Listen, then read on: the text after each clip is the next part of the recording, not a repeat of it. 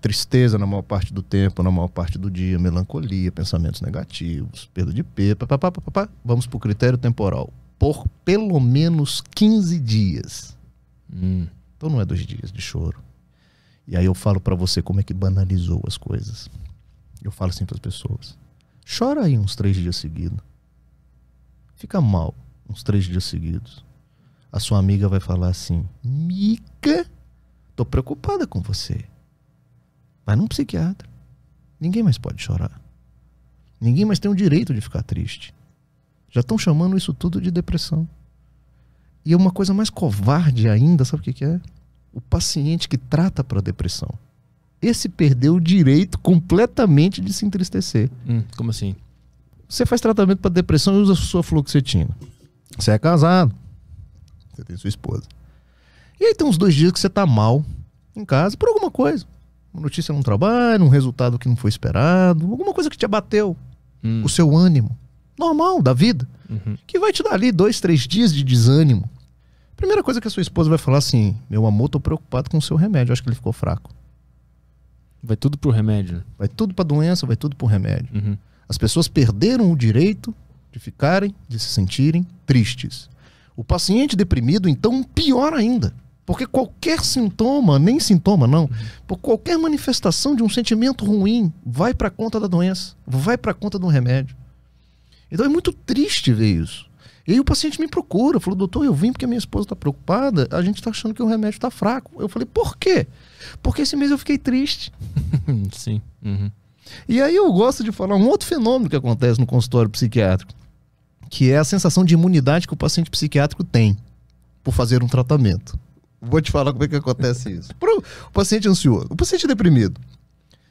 Olha, você, pelos critérios que eu avaliei, você está com depressão. Você precisa se tratar, eu vou te dar uma medicação, você vai fazer terapia, aí todo aquele conjunto de medidas. Volta daqui a 30 dias, aí ele vai melhorando.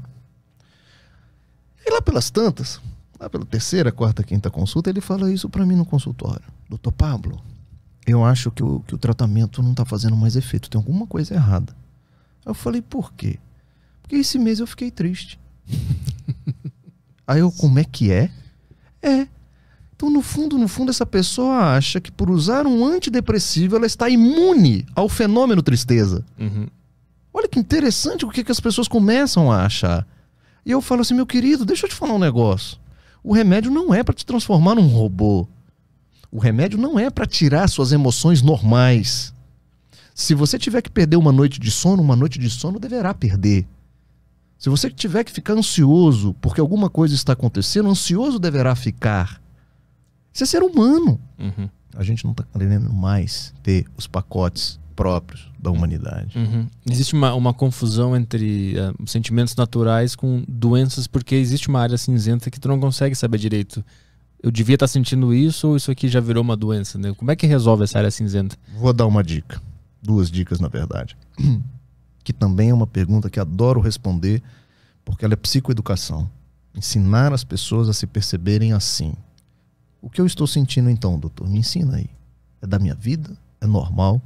Ou é preocupante, que já pode ser uma doença? 2 palavrinhas mágicas. A primeira chama-se proporcionalidade. O que significa isso? Você vai pegar o que você está sentindo, a tristeza que você está sentindo. Você vai fechar seus olhos e você vai fazer o seguinte exercício: o que eu estou sentindo, a intensidade, a dimensão disso é proporcional ao que eu estou vivendo? Para responder melhor esta frase, essa pergunta: uma pessoa no meu lugar, vivendo o que eu estou vivendo, estaria sentindo o que eu estou sentindo? Mas uma pessoa que esteja no meio do furacão, ela consegue estar com a cabeça clara para conseguir responder essa pergunta? Por isso que eu pedi para ela fechar os olhos, para ela sair um pouco, para ela ter um pouquinho de racionalidade naquele momento. Entendi. Então sai um pouquinho, pensa assim: essa tristeza que você está sentindo é porque seu filho está na UTI? Uma mãe com um filho na UTI estaria sentindo a tristeza que você está? Se a resposta for sim, Arthur, a resposta é normal.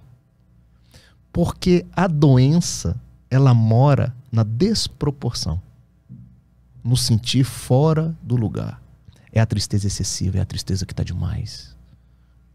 E a pessoa fala assim: eu entendi sua pergunta, doutor. eu tô doente. Porque isso que eu tô sentindo tá muito, não era pra estar assim. É a tristeza sem motivos? Muitas vezes sem motivo. Ou às vezes pode até ter o motivo, mas ela é desproporcional. Não é pra você acordar e dormir triste com isso que tá acontecendo. Tem algum exemplo? Pra ficar mais claro pra galera. Esse, por exemplo, da mãe que tá com um filho na UTI, Sim. fruto de um acidente de moto, entre a vida e a morte. Essa mãe tá abatida. Essa mãe tá entristecida. Essa mãe, ela acorda preocupada e dorme preocupada, ela perde noites de sono. Mas isso não faz com que ela entre aí na segunda palavrinha que eu vou falar para você, chamada de funcionalidade. É o funcionamento da pessoa. A tristeza normal não afeta a sua função. Você consegue fazer. As pessoas estão vendo que você está abatido. Você está triste. Minha querida, meu filho está na UTI entre a vida e a morte. Mas ela está funcionando. Ela consegue ir numa padaria, comprar o pão, ela consegue se alimentar. Entendi. Ela consegue viver. Às vezes, muitas vezes vai até o trabalho. Todo mundo está vendo que ela está triste. Mas ela consegue funcionar. A depressão, por característica e por diagnóstico, obrigatoriamente tem que afetar a sua função. Perder um dia de aula, perder um dia de trabalho. As suas relações sociais já estão comprometidas. Você tinha 5 amigos, agora você não sai mais com ninguém. E ela vai comendo pelas beiradas. E aí a pessoa chega assim e fala assim pra mim: doutor, eu sou advogado. Eu costumava fazer 10 ações por semana. Semana eu consegui fazer 2. Minha cabeça tá péssima. Minha memória, a velocidade que eu penso tá bem diminuída. Eu não tô conseguindo mais produzir como eu produzia. Bingo. A depressão mora aí. A tristeza normal, você consegue viver. Você vai. Você vai na audiência. Você consegue ir na sua aula. Então, essas 2 palavrinhas ajudam a gente tirar essa zona cinzenta entre a normalidade e a patologia. Porque se eu sou um médico que critico a banalização do diagnóstico, de chamar qualquer tristeza de depressão, por outro lado, eu não sou negacionista da doença mental. Eu defendo a existência da doença mental e a necessidade do seu tratamento. Porque muita gente me pergunta isso com o título do livro Anti-Tarja Preta. Eles acham que eu sou negacionista. Entendeu? Dr. Pablo é louco. Tem tanto estudo mostrando que a doença mental existe e ele vem com esse título aí para perturbar mais ainda o povo. Eu falei, não. Se você ler a contracapa do meu livro, você vai entender que eu transito entre essas 2 posições.